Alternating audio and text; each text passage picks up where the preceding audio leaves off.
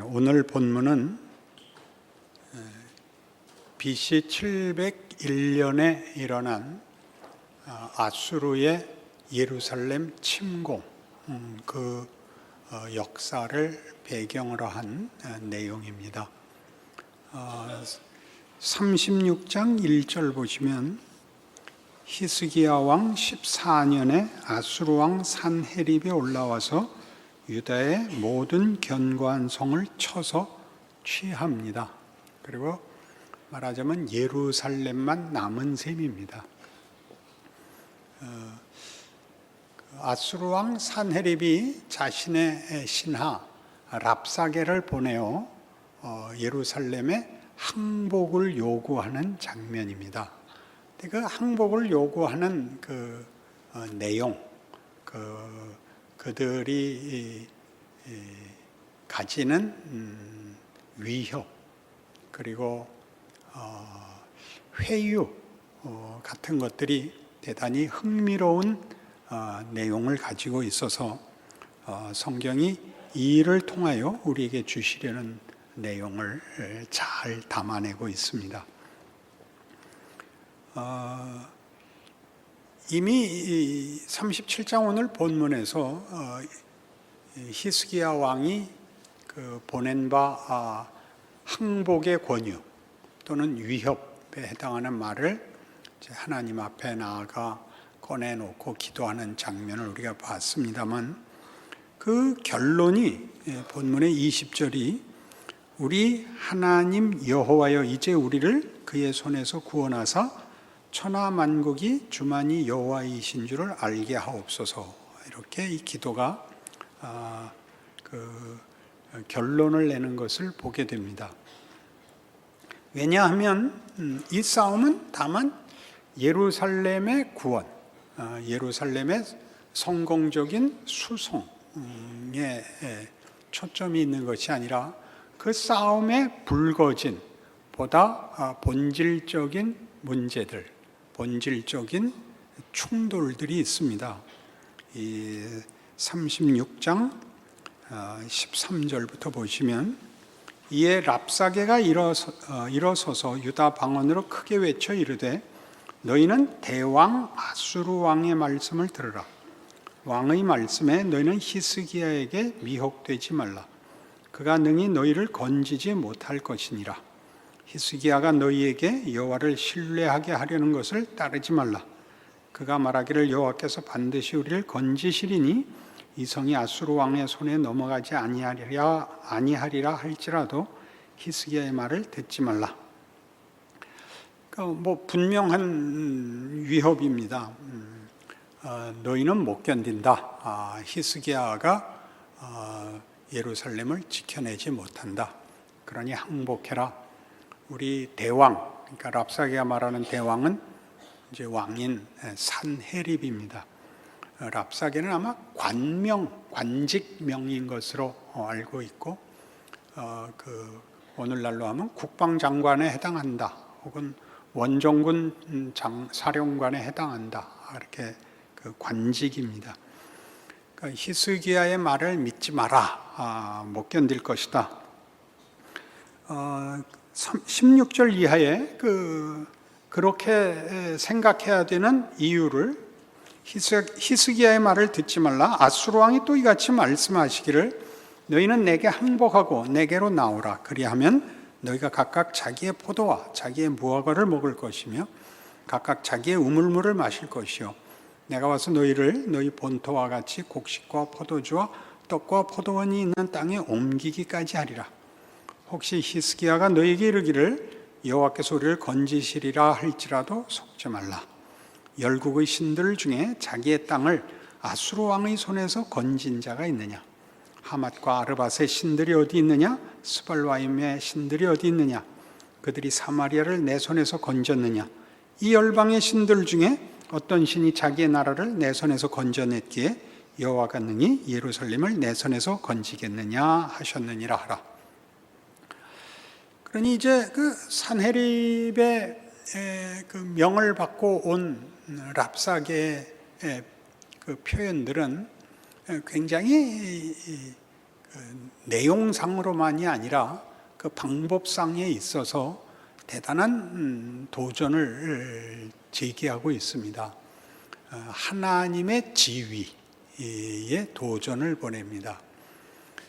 랍사게가 말하기를, 아수르 왕께서 말씀하시기를, 우리 대왕이 말하기를 이라고 얘기함으로써, 그러니까 히스기야하고 자기하고 동등함이 되고, 그리고 너희가 믿는 하나님과 나를 보낸 그 산헤립이 동등해지는 방법을 택하고 있습니다.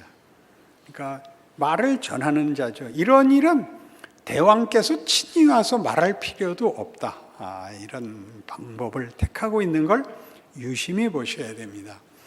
그러니 자기보다 높은 왕은 자기가 히스기야 왕과 대등하게 협박을 할 수 있으니까, 자기 왕은 신입니다. 이제 그 신인 것이 어디 나오냐 하면 18절 다시 보시면, 혹시 히스기야가 너에게 이르기를 여호와께서 우리를 건지시리라 할지라도 속지 말라. 열국의 신들 중에 자기의 땅을 아수르 왕의 손에서 건진 자가 있느냐. 그러니까 신들, 그들이 믿는 신들이 아수르 왕한테 이긴 자가 없습니다. 그러니까 아수르 왕은 신들의 신이죠. 하맛과 아르밧의 신들이 어디 있느냐? 스발와임의 신들이 어디 있느냐?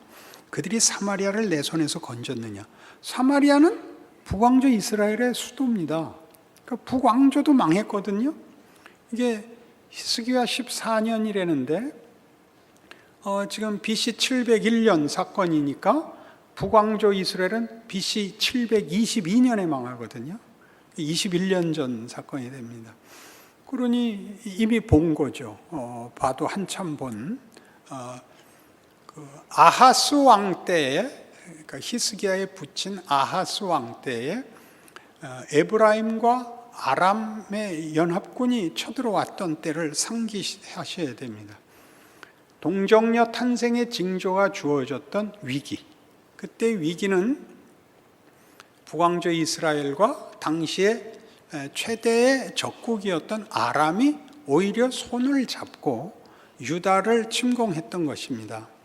그 에브라임과 아람이 동맹을 맺고 유다를 쳐들어온다는 소문을 듣고 유다 백성들의 마음이 바람 앞에 삼림처럼 흔들렸더라. 이렇게 기록된 역사입니다. 대략 BC 735년에서 740년 사이에 일어난 일로 보고 있습니다. 그 둘은 원수간이었는데 에브라임, 즉 북왕조 이스라엘이 왜 아람과 지금의 시리아입니다. 손을 잡았느냐 하면 둘이 싸울 수 없게 된 겁니다. 더 큰 제국이 일어났거든요. 그게 아수르입니다. 그래서 아수르와는 아람이나 북왕조 이스라엘이나 그 괜찮은 국력을 갖고 있었을지라도 단독으로는 당할 수 없어서 동맹을 맺고 남왕조 유다를 끌어들이려고 했는데, 이사야 선지자의 말을 듣고 하나님이 그 동맹에 참여하지 말라 그래서 안 하지요. 그랬더니 그 두 나라가 연합을 해서 유다를 침공해서 아하스를 폐위시키고 자기네들 말을 듣는 새로운 왕을 세우려고 합니다. 그때 하나님이 주신 약속이 20년도 못 돼서 저 두 나라가 다 망한다 라는 그때 약속을 줬습니다. 아하스는 믿지 않았지요. 히스기야는 믿습니다. 이제 순종하는 왕으로 아하스와 대조될 것입니다. 그 문제는 다음에 더 다루기로 하고, 그래서 역사적 사건으로 본 겁니다. 아람이 망하는 것, 그 다음에 북왕조 이스라엘이 망한 것을 보았고, 유다도 모든 큰 군사적 거점들이나 큰 성읍들은 다 이미 탈취당했고 예루살렘만 남았습니다. 누가 내 손에서 자기 나라를 지켜냈느냐를 그 어떤 군사적 지휘관의 이름을 들먹이거나 정치적 지휘관의 이름을 들먹이지 않고 신을 들먹이는 것입니다.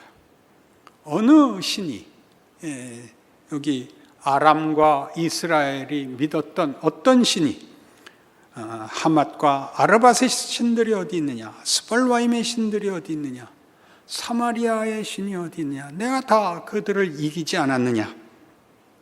이 열방의 신들 중에 어떤 신이 자기의 나라를 내 손에서 건져냈기에 여호와가 능히 예루살렘을 내 손에서 건지겠느냐 하셨느니라 하니라. 이게 말이 이렇게 긴 뒤에 붙는 이유는 얼마나 계급을 높이고 있는가를 보이는 것입니다. 하셨느니라 하니라. 듣는 겁니다. 그러니까 히스기야가 누구에게 나가요? 여호와께 나가죠. 하나님, 이건 하나님의 전쟁입니다. 이렇게 되는 겁니다. 삼삼한 신앙의 자세입니다. 그 사극을 보는 준비가 되셨습니까? 전하 이렇게 들리십니까? 그래서 이 문제에 대한 답이 37장 21절 이하에 아모스의 아들 이사야가 사람을 보내어, 이런 말들이 이게 중요해요. 이사야가 직접 오지도 않고 사람을 보내어 히스기야에게 이르되, 그러니까 한층 더 올라가는 겁니다. 그 대꾸가 재미없는 얼굴이 되신 이유는 뭡니까? 아주 재미있어 죽겠는데, 사람을 보내요. 히스기야에게 이르되, 이스라엘의 하나님 여호와께서 말씀하시다니까, 아까 랍사게는 자기 있고 하나 위였고, 그렇죠? 하나님은 이사야가 있고 이사야의 또 시종이, 전령이 있어서, 그리고 왕이 있고, 그러니까 뭐 상대가 안 되죠. 벌써 계급이. 이거 재미있어서 본문을 잊었습니다. 아모스의 아들 이사야가 사람을 보내어 히스기야에게 이르되, 이스라엘의 하나님 여호와께서 말씀하시되, 네가 아수르의 산헤립 왕의 일로 내게 기도하였도다. 랍사게는 언급도 안 하는 거예요. 이런 게 읽히셔야 재미있습니다. 여호와께서 그에 대하여 이같이 이르시되, 처녀 딸 시온이 너를 멸시하며 조소하였고 딸 예루살렘이 너를 향하여 머리를 흔들었느니라. 히스기야가 나설 것도 없는 거예요. 시온이, 예루살렘이, 온 백성이, 여자가, 어린아이가 너를 비웃었느니라. 비웃을 것이다도 아니고 비웃었느니라. 삼삼하죠. 네가 회방하며 능력한 것은 누구에게냐? 네가 소리를 높이며 눈을 높이 들어 향한 것은 누구에게냐? 곧 이스라엘의 거룩하신 이에게니라. 네가 내 종을 통해서 주를 회방하여 이르기를, 내가 나의 허다한 병거를 거느리고 산들의 꼭대기에 올라가며 레바논의 깊은 곳에 이르렀으니 높은 백향목과 아름다운 향나무를 베고 또 그 제일 높은 곳에 들어가 살찐 땅의 수풀에 이를 것이며, 내가 우물을 파서 물을 마셨으니 내 발바닥으로 애굽의 모든 하수를 말리리라 하였도다. 그러니까 제일 좋은 곳에 별장을 짓고 산의 진미를 먹고 그 애굽을 치기 위해서 군사를 이끌고 가서 백두산속, 마도진, 두만강수, 음마무, 이런 걸 갑자기 기억해내는 이런. 그래서 죽었죠, 남이 장군이. 뭘 얘기하려고 일로 갔을까? 그러니까 내가 내 군사를 끌고 가서 나일강을 마셔버리고, 무슨 물을 파내서 말린 것이 아니라 가는 동안 우물을 파서 마시는 물로도 나일강이 말라버렸느니라. 이렇게 얘기하는 거예요. 네가 어찌하여 듣지 못하였느냐? 누가 그랬다고요? 아수르 왕이. 그러니까 26절, 네가 어찌하여 듣지 못하였느냐? 이 일들은 내가 태초부터 행한 바요 상고부터 정한 바로서 이제 내가 이루어 네가 견고한 성읍들을 헐어 돌무더기가 되게 하였노라. 그러므로 그 주민들이 힘이 약하여 놀라며 수치를 당하여 들의 풀같이, 푸른 나물같이, 지붕의 풀같이 자라지 못한 곡초같이 되었느니라. 네 고초와 네 출입과 네가 나를 거슬러 분노함을 내가 아노라. 네가 나를 거슬러 분노함과 네 오만함이 내 귀에 들렸으므로 내가 갈고리로 네 코를 꿰며 재갈을 네 입에 물려 너를 오던 길로 돌아가게 하리라 하셨나이다. 굉장하죠. 네가 한 일 모두는 네 힘으로 한 게 아니라 내가 시킨 거다. 내가 허락한 거다. 내 재갈을 받지 않고 내가 허락하지 않은 일은 역사에 일어나지 못한다. 이렇게 하는 겁니다. 그럼 이 악한 역을 왜 만들었으며 이 악역을 만든 자로 인하여 왜 그의 사랑하는 백성들이 고난을 당해야 합니까? 라는 질문이 당연히 나올 것입니다. 그러나 지금 싸움은 누가 궁극적인 결정권자인가? 역사와 세계와 인생의 궁극적 결정자가 누구인가를 지금 비교하는 문제가 됐거든요. 이사야 10장으로 가시면 앞에 이 문제가 이미 제시되었었습니다.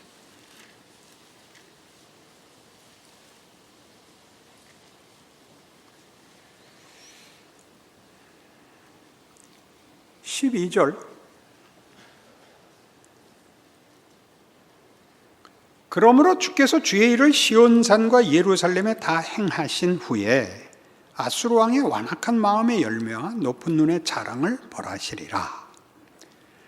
그의 말에 나는 내 손의 힘과 내 지혜로 이 일을 행하였나니 나는 총명한 자라.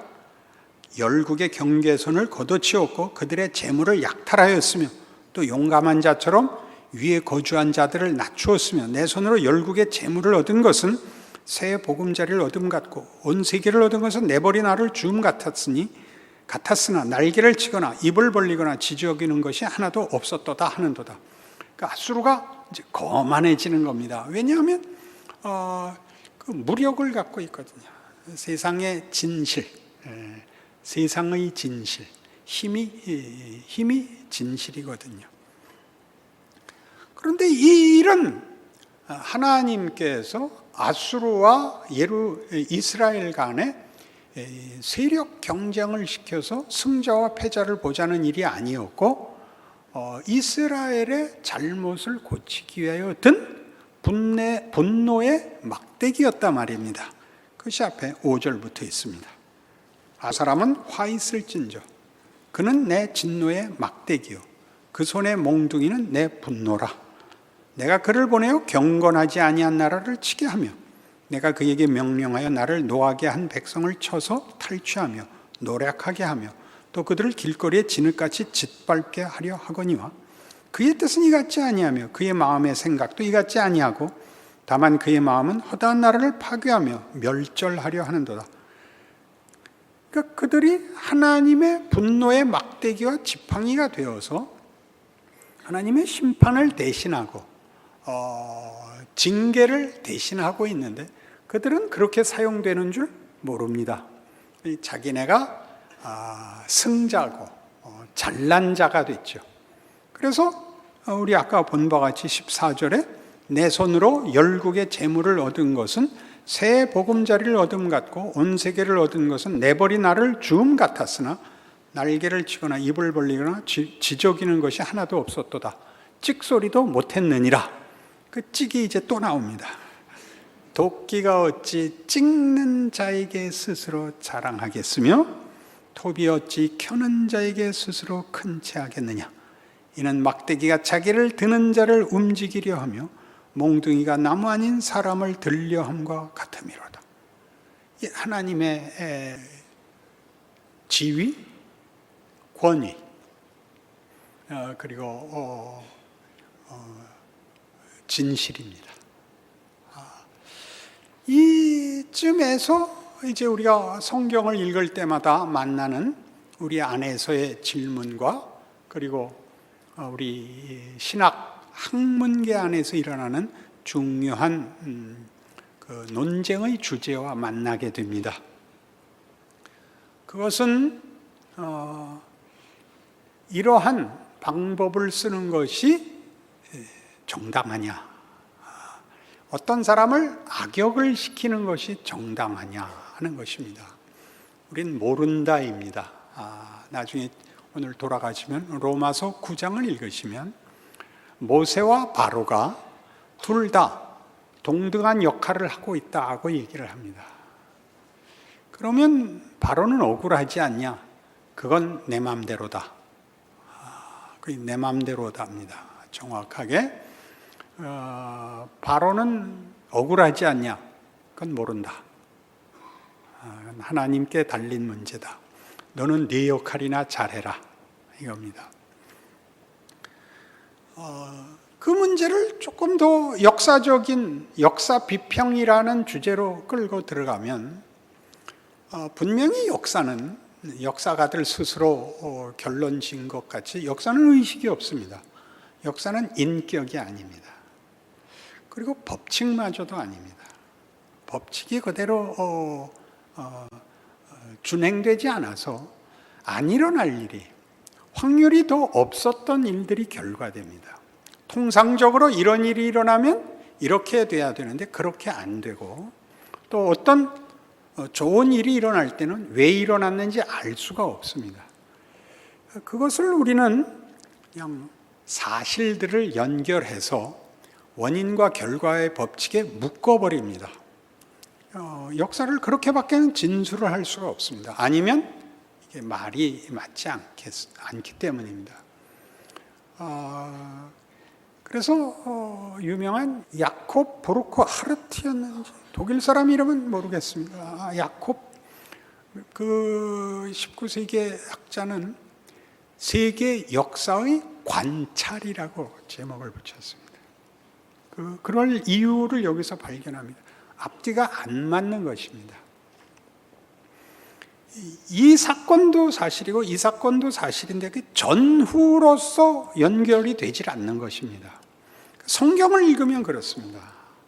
그러니까 대표적인 예로 역사 비평을 할 때 이 성경의 기록들이 역사에서와 마찬가지로 앞뒤의 순서가 논리가 이어지지 않기 때문에 성경은 사실 기록이 아니고 고백의 기록이라고 하는 이제 타협책을 내놓게 됩니다.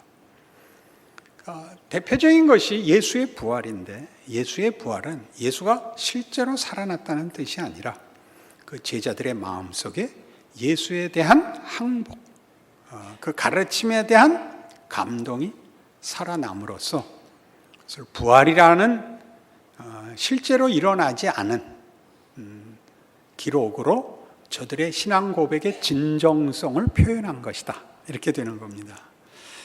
예수는 부활하셨습니다. 제가 이렇게 이제 그런 도전을 받고 예수는 부활하셨습니다. 그러자 왜 그러면 빌라도에게 안 나타났습니까? 그래서 빌라도는 나타날 가치가 없었습니다. 당신은 보셨습니까? 물론입니다.